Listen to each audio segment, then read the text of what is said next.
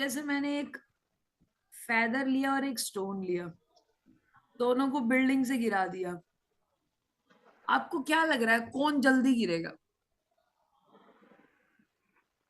Stone. क्यों? क्योंकि stone का डेंसिटी ज्यादा है तो उसका एमजी ज्यादा रहेगा, मतलब एमजी नहीं बट ग्रेविटेशनल पुल ज्यादा रहेगा। Are you sure? डेंसिटी पे ग्रेविटेशन पुल डिपेंड करता है। यू आर सेइंग डेंसिटी नहीं बट स्टोन का वेट ज्यादा रहेगा ना। वो, मैं कह रही हूँ दोनों सेम मास के हैं। फेदर भी अच्छा, सेम मास दोनों का। अगर अगर दोनों सेम मास के हैं, फिर दोनों सेम स्पीड से गिरेंगे। नहीं, नो। मैंने एक स्टोन लिया और एक फेदर लिया, हाँ। दोनों का मास सेम है, same mass. Okay. feather and a pebble, the pebble falls faster than bunch of feather. Why? अब आप ये रीजन बताओ, दोनों का मास सेम है।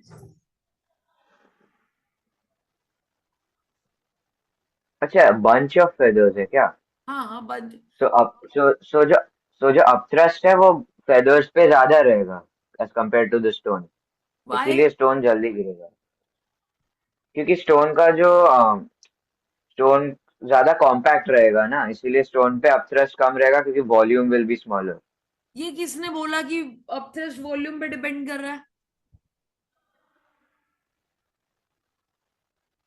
मतलब। यू आर टेलिंग ना कि upthrust is depending on the volume. हाँ, क्योंकि नहीं, अपथ्रस्ट इज डिपेंडिंग अपॉन यहाँ पे, क्योंकि they have the same mass, stone and bunch of feathers they have the same mass. और सेम मास होने के लिए stone is obviously much denser than a feather. इसीलिए स्टोन का वॉल्यूम कम होना पड़ेगा as compare to feather to have the same amount of mass. इसीलिए स्टोन का वॉल्यूम कम होगा, इसलिए अपथ्रस्ट का प्रेशर जो है वो कम एरिया पे अप्लाई होगा। So basically you are saying कि upthrust depend on the volume. I'm saying upthrust depend upon the density. Okay, density, density of हाँ। अ ऑब्जेक्ट हाँ। वॉल्यूम पर डेंसिटी नहीं बोलते, समझो। डेंसिटी की ओके। बात नहीं करेंगे। अब बोल लो डेंसिटी, नो इश्यू। डेंसिटी बोल लो, कोई इश्यू नहीं है, समझो। देखो डेंसिटी क्या होती है, मास अपॉन वॉल्यूम। अब मैं बोल रही हूँ दोनों का मास ओके। सेम है, दोनों का मास सेम है। तो अब आप क्या बोलना ठीक समझोगे? मास दोनों का सेम है, तो आपको क्या ठीक लगता है, वॉल्यूम बोलना ठीक रहेगा या डेंसिटी बोलना ठीक रहेगा?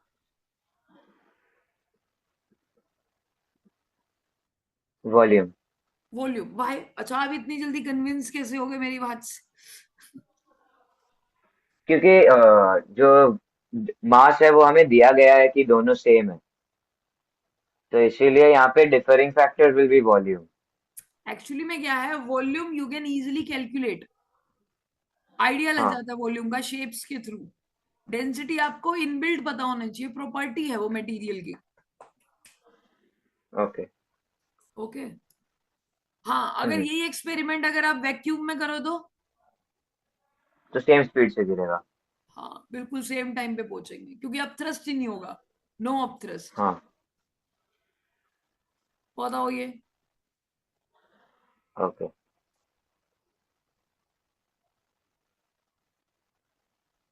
If volume submerged into fluid is more, upthrust will be more.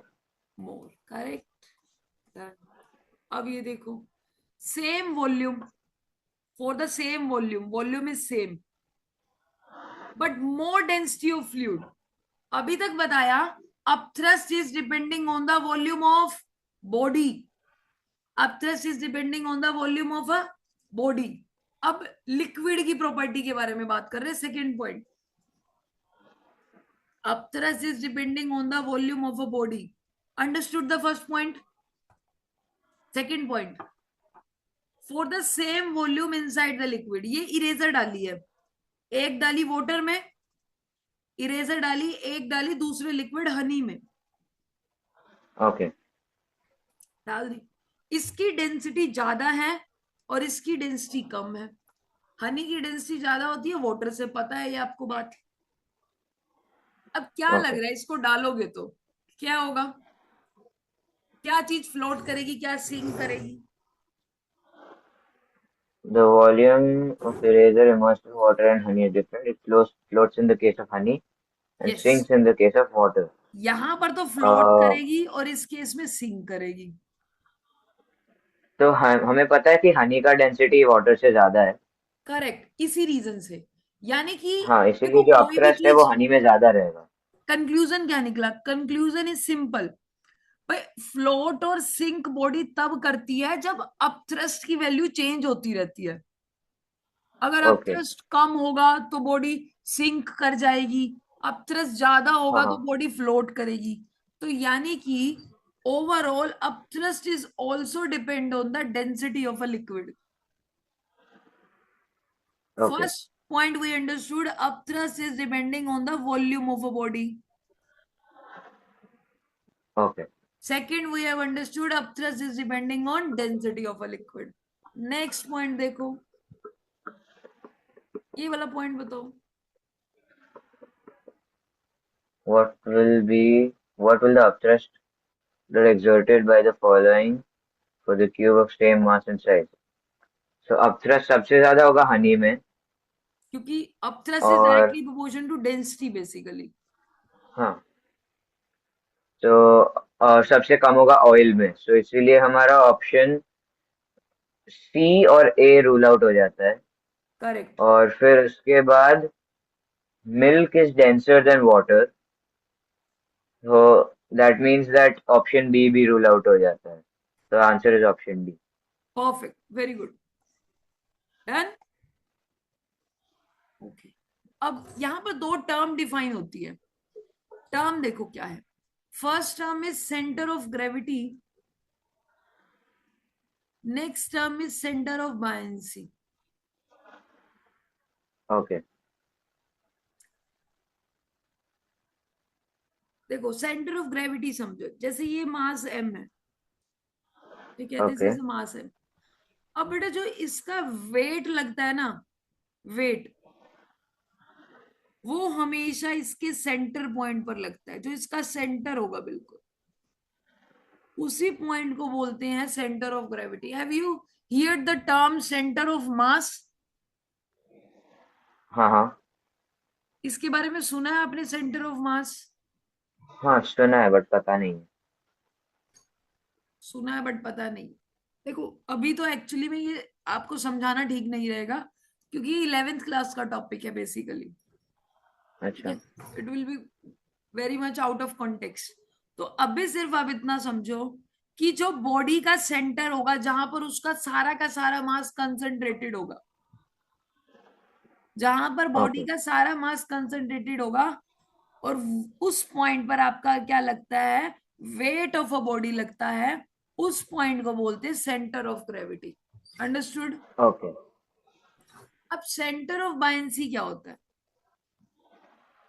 जैसे मान लो ये आपका लिक्विड है, अब अगर आपकी बॉडी इतनी फ्लोट कर रही है और इतनी सिंक कर रही है, ओके इतना पार्ट पानी के अंदर है और इतना पार्ट पानी के बाहर है आपका वाटर के, ओके तो जो आपका अभी देखो सेंटर ऑफ ग्रेविटी तो यहां पर होगा बिल्कुल, दिस पिंक पार्ट।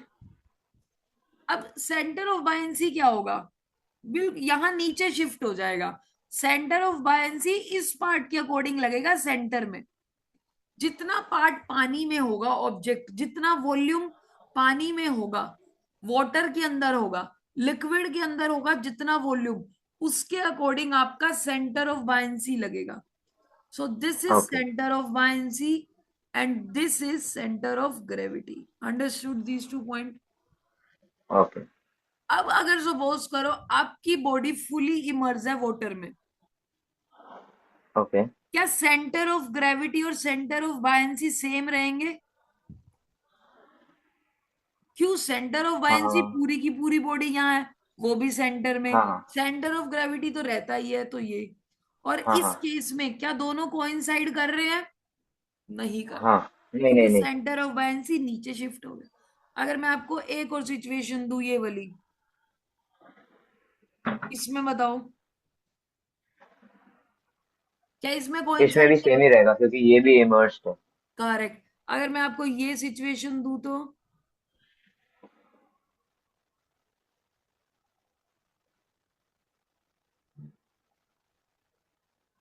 इसमें अलग होगा क्योंकि इट्स नॉट फुल्ली इमर्स्ड। या करेक्ट ना? अंडरस्टूड? हाँ हाँ ओके। हाँ। तो यही चीज समझाई हुई है कि सेंटर ऑफ ग्रेविटी क्या है फॉर अ यूनिफॉर्म बॉडी। देखो, ये मैंने आपकी यूनिफॉर्म बॉडी ली है।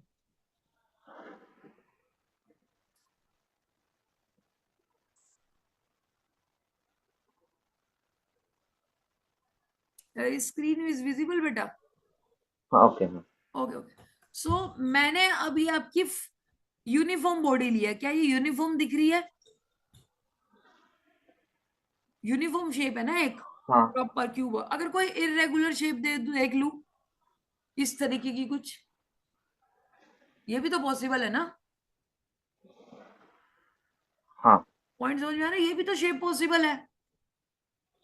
अब यहां पर दूसरा कंसेप्ट लगेगा जो कि आपके सिलेबस में नहीं है। हम जो पढ़ रहे हैं अभी, हम इतना ही पढ़ रहे हैं यूनिफॉर्म बॉडी के लिए। अब ये इरेगुलर, जैसे ये माउस है मान लो, दिस इज इरेगुलर शेप। अगर इसको पानी में डाल दूं, अब इसका सेंटर ऑफ ग्रेविटी भी बीच में नहीं होगा। इसका सेंटर ऑफ ग्रेविटी बीच में नहीं लाई करेगा। इसका सेंटर ऑफ ग्रेविटी वहां लाई करेगा जहां इसका मास ज्यादा होगा। वो पढ़ेंगे 11th क्लास में, सेंटर ऑफ मास कंसेप्ट में। Are you getting my point? अगर ओके इरेगुलर शेप की बॉडी होएगी तो सारा सिनेरियो चेंज हो जाएगा। तो ध्यान रखना, जो भी आपको कंसेप्ट समझाया वो यूनिफॉर्म बॉडी की कंसेप्ट में बताया, रेगुलर बॉडी की शेप बताई। अंडरस्टूड? ओके। तो for a uniform body completely immersed, तो centre of buoyancy coincide with the centre of gravity. अगर वो कंप्लीटली इमर्स्ड है तो करेक्ट। हाँ हाँ। अब अगर कुछ पार्ट ओके इधर है तो क्या होगा? सेंटर ऑफ ग्रेविटी तो सेम रहेगा, वो तो यहीं पर ही लाई करेगा, बट सेंटर ऑफ बायंसी आपका ओके चेंज हो जाएगा। राइट ना? तो सेंटर ऑफ ग्रेविटी अलग होगा, सेंटर ऑफ बायंसी, ये एरो देखो, यहाँ ग्रेविटी यहाँ बायंसी। अंडरस्टूड? वो आपका डिफरेंट होगा। ओके। यही पॉइंट समझाया। अब the weight of a body, you know this, ये बताओ ओके। क्या आंसर होगा quiz when time? bo- when both G and B will coincide, when body g means coincide is when body is fully immersed. Fully immerse, coincide तभी होगा। Correct ना? हाँ अब हमने देखा बायंसी हमारे दो चीजों पर डिपेंड कर रही थी। वॉल्यूम किसका? बॉडी का। Density okay. किसकी? लिक्विड की। डेंसिटी बॉडी की नहीं, लिक्विड की। अंडरस्टूड? हाँ हाँ दो बातों पे। अब बायंसी आपका एक्सेलरेशन ड्यू टू ग्रेविटी पर भी डिपेंड करता है। जैसे यहां पर ग्रेविटी अलग होगी, अगर अगर आप अर्थ के डेप्थ में चले जाओ, अर्थ के सरफेस पर ओके ग्रेविटी अलग, डेप्थ पर अलग। ये आपने ग्रेविटेशन चैप्टर में पढ़ा ही होगी बात। अंडरस्टूड ना? ओके तो ग्रेविटी चेंज, तो आप देखो दोनों जगह डिफरेंट बायोंट फोर्स एक्सपीरियंस होगा। ओके तो U is also depending on small g. तो ओवरऑल ओके फॉर्मूला ये बनता है, V rho g. Okay. V क्या है? वॉल्यूम। किसका? ऑब्जेक्ट का। किसका? ऑब्जेक्ट? ऑब्जेक्ट नहीं सॉरी वो रो का। नो, ये वो वॉल्यूम है, volume of object. You are right. कितना अच्छा object? That is immersed in the liquid. Okay सिर्फ उतना ही वॉल्यूम लेना है जितना लिक्विड में इमर्ज है। वॉल्यूम ऑफ ओके ऑब्जेक्ट अभी आगे एक्सप्लेन होगा ये डिटेल में, मैं आपको पहले ही थोड़ा सा आपका फ्रेमिंग कर रही हूँ फॉर्मूले की। Volume of object that is immersed in the liquid, जैसे मान लो ये लिक्विड है, अब कितना वॉल्यूम पानी में ओके है, सिर्फ इतना वाला, तो आप इतना ही वॉल्यूम यहाँ फॉर्मूले में पुट करोगे। इसकी लेंथ देख लोगे, ब्रेड देख लोगे, हाइट देख लोगे। Are you getting my point? Okay जितना वॉल्यूम लिक्विड में इमर्ज होगा सिर्फ उतना ही डाटा यहाँ रखना है, पूरा वॉल्यूम नहीं लेना बॉडी का। अगर मान लो बॉडी पूरी बॉडी वॉल्यूम में है, तब तो कंप्लीट वॉल्यूम आएगा, क्योंकि whole body is immersed in the volume. Okay understood? Rho, rho क्या है? Density of a liquid. ध्यान रखना डेंसिटी ऑफ ऑब्जेक्ट नहीं है, वॉल्यूम ऑब्जेक्ट की कहानी देता है। इसमें मतलब 11th क्लास में भी यह टॉपिक सेम रिपीट होता है, और बच्चे 11th क्लास में इतनी मिस्टेक करते हैं इन दोनों की, आपको पता ही नहीं होता वॉल्यूम किसका है। वॉल्यूम ऑफ लिक्विड लिख देते हो, डेंसिटी ऑफ ऑब्जेक्ट लिख देते हो। Are you getting my point? हाँ ये गलती हाँ नहीं हाँ करनी है आपको। This is the blunder. Volume of object that is immersed in the liquid, density of a liquid and small g. Understood? Okay buoyancy एक फैक्टर पर और डिपेंड करती है, temperature. Buoyancy is inversely proportion to temperature. अगर आप temperature बढ़ाओगे ना, तो अब थ्रस्ट आपका डिक्रीज होगा। जैसे आप हीट करोगे तो डेंसिटी चेंज होगी या नहीं होगी? टेम्परेचर बढ़ाओगे लिक्विड की डेंसिटी चेंज होगी। हाँ हाँ तो डेंसिटी चेंज होगी तो फिर बायोंट फोर्स अपने आप चेंज होगा, क्योंकि buoyant force is okay depending on density. और वो कैसे चेंज होता है? Inversely proportion. अंडरस्टूड? ओके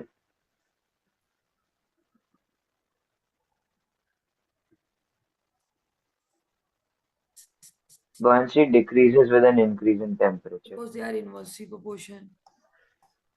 अब ये देखो, if someone body weights 90 KG in air, अगर किसी बॉडी का वेट 90 केजी एयर में है और उसको ओके अपना वेट रिड्यूस करना है बिना एक्सरसाइज के, क्या करना पड़ेगा?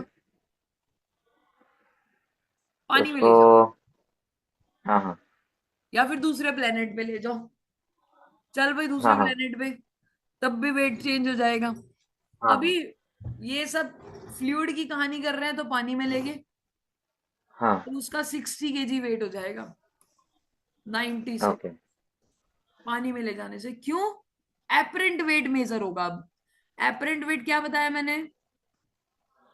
ओके apparent weight जो दिखता है apparent, हाँ, एयर में मतलब it's not the minus up actual weight. Thrust. हाँ हाँ राइट ना? Weight of a body in air hmm, minus up thrust. Any doubt? Okay know try this question, अभी करो ट्राई, हो जाएगा ये बहुत आराम से। so body weight weighs 200 gf in air and 90 gf when completely immersed in water. Calculate the loss in weight and upthrust on the body. Loss in weight is 30 gf, 30? 10 gf, 10 10 correct. gf, and upthrust will be 210 gf. देखो अब, मतलब upthrust body के wait से भी ज्यादा लगाएगा। अच्छा नहीं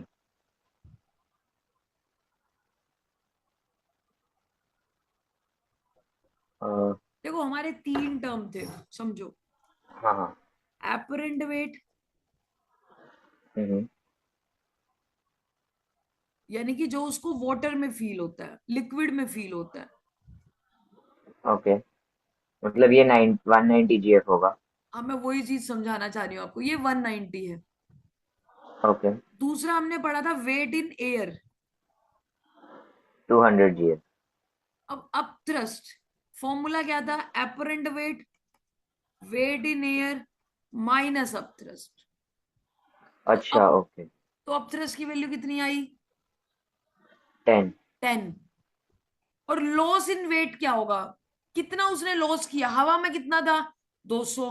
पानी में जाके कितना हाँ, हो गया 190, तो 10, लॉस भी कितना हुआ 10। 10। ये समझ में आया?